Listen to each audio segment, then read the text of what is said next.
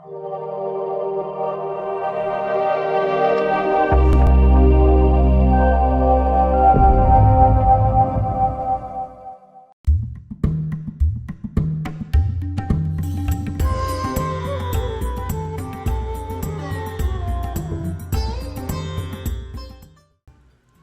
hello. Welcome to The-Shree-Channel. We are here to meet Ms. Neera Bhal for our Heroes Among Us segment. She is Appellate Judge for Georgia State Board of Workers' Compensation, and we are deeply honored to have her here. Welcome, Neera ji.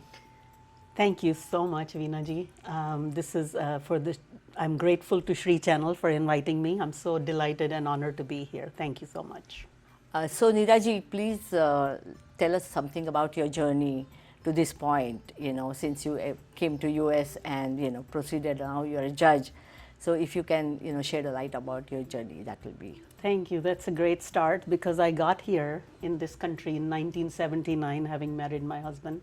And so just like any immigrant, you have the American dream in your mind and heart that you're going to live that big house life, and it's always financial, you feel like. And then when I came, of course, the reality sets in that it's just not a bed of roses, because I was very educated from India with the BSc in chemistry biology, and then master's in English, bachelor's in education. So I thought that even if I have to look for a job, I'll be fine. Well, no, because they asked me, do you know typewriting? At that time, people who were not even born don't know what typewriting was, but they asked me. What I did not. I had never worked in my life. I was only 21 then. And then we had to make ends meet. Husband was a clerk at a front desk because we owned a hotel earlier, and so it was hard. So I just had to babysit because my next door neighbor asked me, would you babysit my kids? So of course. So my story became from babysitter to the bench. But it's not a pat on my back, but as we further discuss my journey, I had to do a deep thinking when I was changing diapers of that little 3-month-old baby, that is this the American dream that I came to? So I knew there was a lot more to it than this. So of course I rented a typewriter, learned typing. In 1 year I was just 60 words per minute, and then I applied for jobs. Toyota dealership hired me as a receptionist. So I thought, okay, now I'm a receptionist. So then from there on, one of my friends asked me, what have you done in India? Research. Well, he was a research specialist, PhD, at University of Alabama, Birmingham. So he asked me, apply for a job. I did. I got a job as a research specialist. So now the journey was getting better and better. And then we had a very near fatal car accident in 1990 when we moved to Atlanta. And 6 months I was on bed with a paralyzed face, broken bones. And 6 months I was on bed thinking, what if life was taken away from me? Now that it's been given back, what do I want to do with it? So I had a lot of thinking, and then decided I want to be a judge one day. And my husband said, go to sleep, you got to be a lawyer first. And hence I decided that I want to go to law school. It was a long, arduous journey because I had to get my, we won't get into details, but it was a lot that education was from India, but now I had to get it accredited to American system.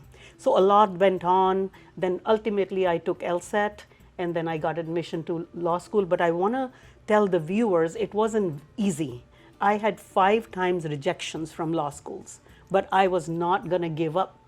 So then finally I got into law school. My son was undergrad at Emory, and then my journey started to law school as evening classes, daytime, full-time job. His tuition was free, so I had to keep the job. So then, of course, 4 or 5 years later, I passed the bar and I got a job as an immigration attorney.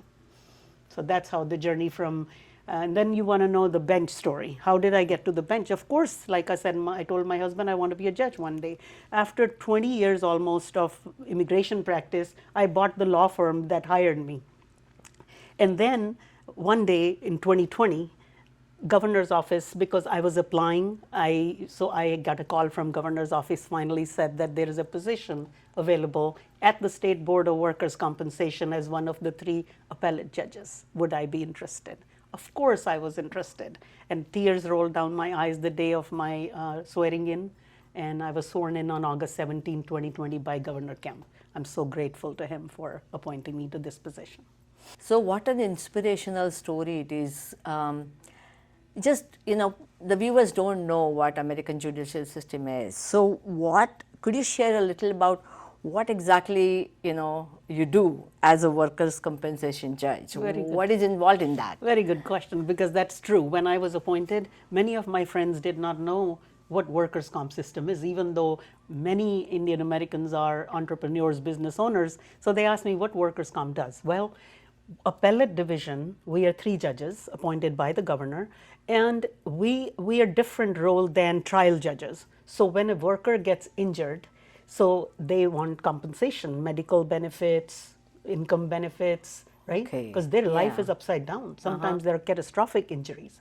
So trial court is where the witnesses and evidence, and so trial judge I starts see. that. Okay. If either party does not like the trial decision, the appellate court, that comes to us. So we 3 are appellate body, Okay. reviewing the lower court or trial judge's opinions or award. They write a order, and then we review that. But we cannot touch that award as long as there was no legal error, and also that the preponderance of the competent and credible evidence, which is a legal reach, but that's the standard that the trial judge should use while looking at the facts and evidence, weighing the evidence. So we are appellate. We Interesting. cannot re-look at everything, except that we can say, did the trial judge err in applying the legal standard? So then Oh, we I can see. either reverse the decision if there was an error, or we affirm it. Oh, I And see. that's what our role is all about. Oh, wow. That's very interesting. Yes. Yeah. And I want to point out that the injured workers to us are not just a file or someone just, they're real people. When injured worker gets injured, some die in that, and the life changes of their family as well. So the role is very, very significant in that way, that when I'm looking at it, and not to be religious or anything, but I always pray that whatever decision that I write, let it be the divine decisions, because only divine knows the truth, real truth. That is so profound. That is so profound. Thank you. So, Neeraji, you are an inspiration to all of us. You are the only appellate judge in the entire United States who is of Indian American origin, and we are so proud of it. So, you are going to inspire us and the next generation. So, I want to know, what is your inspiration? What drives you to achieve this, success, or pursue this success? That's very kind of you, that I am an inspiration. But what inspired me, first of all, I just want to make correction that I am the only appellate judge in workers' comp arena in the entire nation when I Googled it. Okay. So I was humbled to know that. And I wanted to open doors for my upcoming generation, say that dream big, you can make it. So I'm again grateful to my governor who appointed me. The inspiration I get from is, first of all, my parents, because my dad always instilled hard work. Hard work never kills anybody. Be a hard worker. And my mom, because she also went to school, because she was only 19 when she got married, so she studied after I was born. So she did her bachelor's, master's, and B.Ed after I was born. And then she became a school teacher to school principal. So there's my inspiration. So it's not a pat on my back, but yes, that. Then came my guru, Paramahansa Yogananda, whose path I follow, Self-Realization Fellowship. He's the founder. And the faith that I had, I felt like Guru held my hand through all this. And then comes family, of course. My son, who was undergrad at Emory then, my husband, without whose support I wouldn't be where I am today. Because it's very important for family support and your faith. And so that's where I draw my inspiration. You talked about the inspiration just now, and you started your career with the full family responsibility, and your family supported you, your parents supported you, and they were a guidance for you. What advice you would give to the young women who are in a situation, oh, I want to wait to raise family, before I want to achieve this before I get married? what advice you would give them, for, they might be already married or may not be, what advice you would give them? So, as I told you, I was married very young, 21, and if you are married or you're not married, you have children, family, my advice to younger generation or the girls, especially women, because we think once we have children, our responsibility is just be a householder. And while today's generation defies all that, and I'm very proud that they will, but women still think, I've spoken to many, that Abhi, what do we do now? Abhi to I have my child to look after. They put their dreams on the back burner when time comes. Life is never a straight line. So I was already married. Does that mean that I'm doomed forever? No, I'm a living example in front of you that when you make up your mind, determination, and seek guidance from within, the path opens, the doors open. You just have to take that responsibility, take that leap of faith and step into that, and confidence comes. So that's what I would say, don't delay, but again, dream big, and you have the power to achieve, because this country has given you opportunities and freedom to think. And so that's why I encourage young women to don't give up on your dream just because you're married or you have a child. Make that your support system, that your child and your husband, spouse is your support system. And then mentors along the way. I had mentors. I'm so grateful. And now, because having received mentorship, who held my hand, who I was crying that, oh my gosh, I have a full-time daytime job. I hardly slept 2 hours. Law school was not easy. But those mentors and my own family kept on, you can do it, you can do it. And that encouragement kept coming, yes, I can do it. So listen to those mentors. And of course now, giving back time is, I mentored those law students who are in the same position, who some are married. And so I understand because I've been there. So seek mentorship, don't give up on your dream, seize the opportunity and go with it, and have your family support along your side. So now we have many, lawyers in the community, and otherwise also, our community is growing here, right? So, if we want to go into public service as a career path, or a judiciary, or something to do with the American mainstream society, what is your advice and what skill set do you need to make a career? It's a very good question for the times. In the area, yes. Very good question, excellent question for the times. Why I say that is because, of course, for lawyers or any profession for that matter, but since I'm a judge, I will talk about legal profession here, that you need good legal writing skills, analytical skills, absolutely command on your language when you're speaking, arguing in front of judges, and right. So you need all that, and lawyers are trained for that. The public service part, because I was a lawyer who owned my law firm and I ran it. Of course, we know that public service people shy away because, oh, it means we don't care. And especially then people tell me that, nobody listens anyway.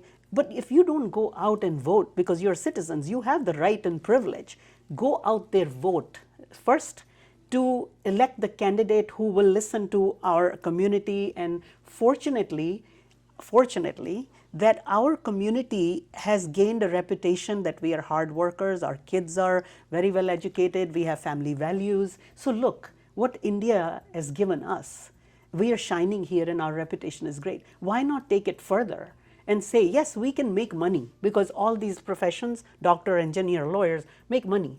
But public service is something that people shy away from because it's not their cup of tea, or, but then why complain at home that they don't listen? Be out there.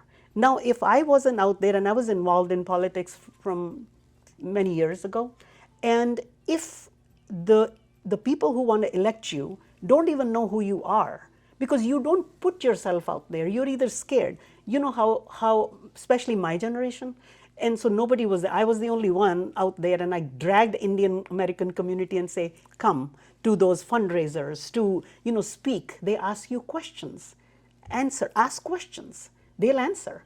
And then you get noticed that we are not a small community, we are a very powerful community. So we need to wake up and recognize our own power.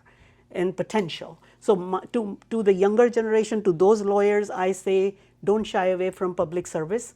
Put yourself out there, step into that room where you feel that you're different. It is our difference that makes it noticeable. And that's where, I gained from there. That is so profound. And I wear I will still wear my outfits. Of course, professionally it's different when I'm in court and all. But when I attend those conferences and there is evening receptions, I'll wear a sari, I'll wear a suit, and then I walk in and people just appreciate that.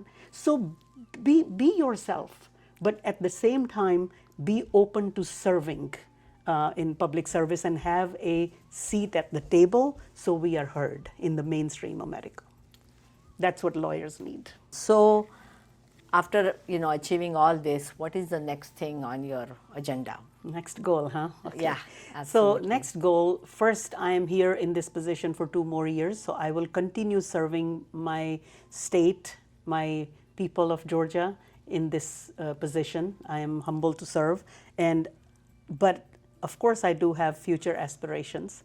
And since we talked about that I'm the only Indian American appellate judge at Workers' Comp Board in the entire nation, next goal I have is to be appointed to serve as the 11th Circuit Court of Appeals judgeship.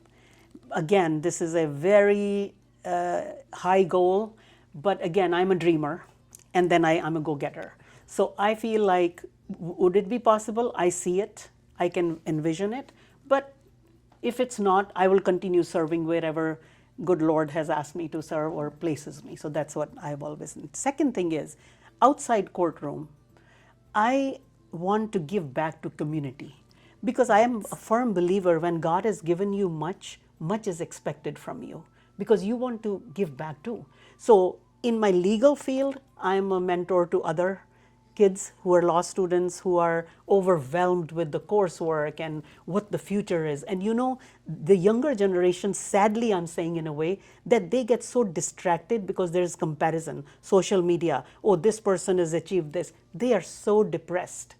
And I tell them that don't pay attention, don't compare yourself. You have unique ability. So continue focusing on what you can do. So to me, Correct. Because of my spirituality and what I have this ability that I can talk to younger generation. Mental health is such a big issue.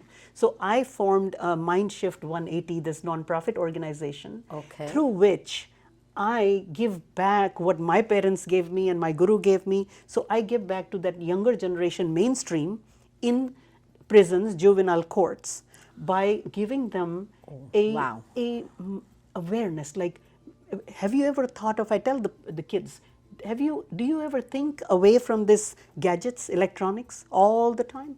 Just put them away and listen to your voice within. So that's Mind Shift 180.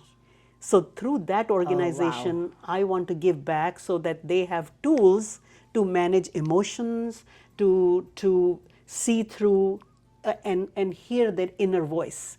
The guidance is coming from within. And so they can hear it so that then they can proceed further and not be bogged down with what their other people are doing and nonsensical comparison. Not everybody's path is the same, or not everybody can be a lawyer or doctor, that's right? true. So there are paths. So I tell those. So through my Mind Shift 180, I want to see that go viral so that the younger kids of today have those tools to meditate, to reflect, and then be mentally healthy. And so that emotional balance, they can walk through life without any challenges. So that's my next goal. We wish you all the best. Thank you on so that. much. I need those wishes. So it's so wonderful to hear. Yes, and we can all do that. it. Yeah. I just want everyone to know that we have that in us because we've raised children here. So why not do it for our children, grandchildren who are going to be raised here? And I just want to give a quick example. Our grandson, who's going to be 6 soon, he went to kindergarten first day. I got a picture. They live in New York. I got a picture and I saw with pride that he is now on the path to. And do you know what I prayed? I sat in my temple and I prayed that God, please keep our kids safe. Now, do you all recall that when our child was going through, who's 43, we didn't have to worry about that. No. There were no gun violence. Yeah. What has happened? So I found myself, what did I just pray? For safety? For a 5-year-old, he's going to kindergarten? And that's when Mind Shift 180 took birth in my mind, that I am going to do something in the mainstream America where our kids and younger generation, our grandkids, are going to be raised. So what kind of a student body or the friends they're going to be surrounded by. Yeah. So that's when I started. I said, this is my future goal would be. So I'm sure you are super busy, and you have your nonprofit job. I'm sure you have family obligations as well, social obligations.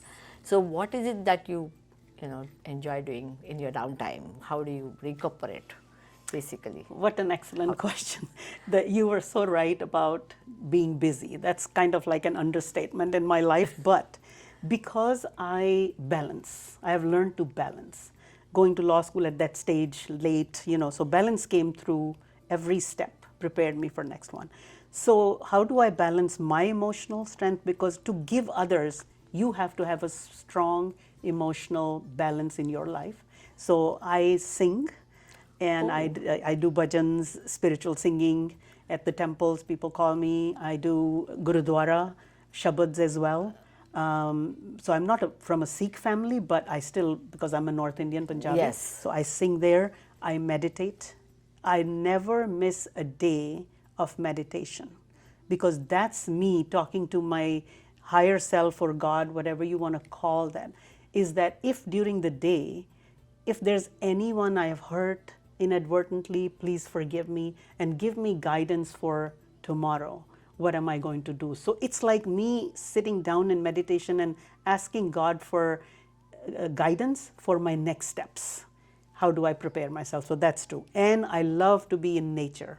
So I take a walk in nature almost every day if I can. So it's a lot to balance. But I have learned, I was one of those where me, Neera Bhal, can wait. Everybody else comes first. But as we grow older, we know that our body is not getting younger either. Yeah. If we want to take work from this machine, it better be oiled properly. So that's what I learned, and I've kind of made it a point that I do not miss meditations and I do not miss walks as much as I can. And then, of course, like I said, I read spiritual books, any books. Reading is my hobby. And playing with my 5-year-old grandson is, of course, a joy, but they live in New York. So, but that's what I do in my spare time, if there is any spare time. Yes. That's great things to happen in everyday life, and especially when you said that you meditate every day. That's, I think, very is an important part. Right. And that ties down with Mind Shift 180, right? What tools, where do they come from? I tell people that live with awareness. Where is that coming from? Your inner self. I just want to quickly say that when I go to those prisons and where the young 16 years old are charged with crimes, I tell them, when they take an inventory, we are always running in 100,000 directions. Body is here, but mind is going elsewhere. Oh, what's this person doing? What's that? Body is here, but we're not listening. So I tell them, I said, I want you to take an inventory. I'm here talking to you. Are you here? So they look at me funny, like, because they're sitting there. I said, no, I see you sitting. Where's your mind? And then I see smiles on their face. So they know what I mean. Be present. We are never present. So that's very important. So the meditations bring us to present moment, and that's very important. So Neeraji, I mean, we can talk about this forever. I think you have got so much to tell people and inspire them by your talk. So do you have anything, kind of final words to tell people, Sure. Final words, I was thinking as I was preparing that, so I jotted down a few things. So far what I spoke is because I lived the life. And so I want to say to the lawyers and judges, be impartial, to the judges especially. Impartiality, integrity, and don't strive for what's popular. Just uphold the law is what we've sworn. So that's for the professionals. Then to my younger Indian generation who's born here and the ones who, like me, have migrated. So I say honor your roots and also spread your wings.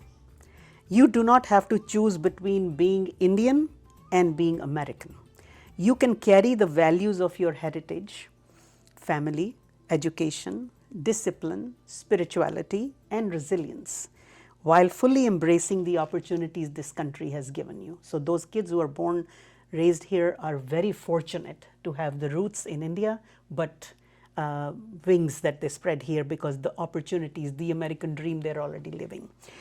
And I would encourage them to dream beyond traditional paths. Don't just think about doctor, lawyers, engineers. Success is not limited to a few professions. We need young people in law, public service, education, arts, business, nonprofit, and leadership. I would also remind them to take care of their mental and emotional health. Achievement is important, but peace, kindness, self-awareness, and purpose are equally important. So use your talent not only to succeed, but have a servant heart. Rise high, but stay grounded, very important. Your heritage is not something to hide. It is a strength to carry with pride. Thank you so much. Thank you so much. I know there will be a lot of people benefiting from your advice, and it's wonderful. Thank you so much. We are here with Neera Bhal ji, and you have listened to her wonderful thoughts. Thank you, Neera ji, for taking so much time out of your busy schedule and coming and talking with us.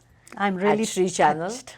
I'm touched by the invitation and the opportunity to share my thoughts. So thank you so much to Shree-Channel for inviting me. I'm honored. Thank you.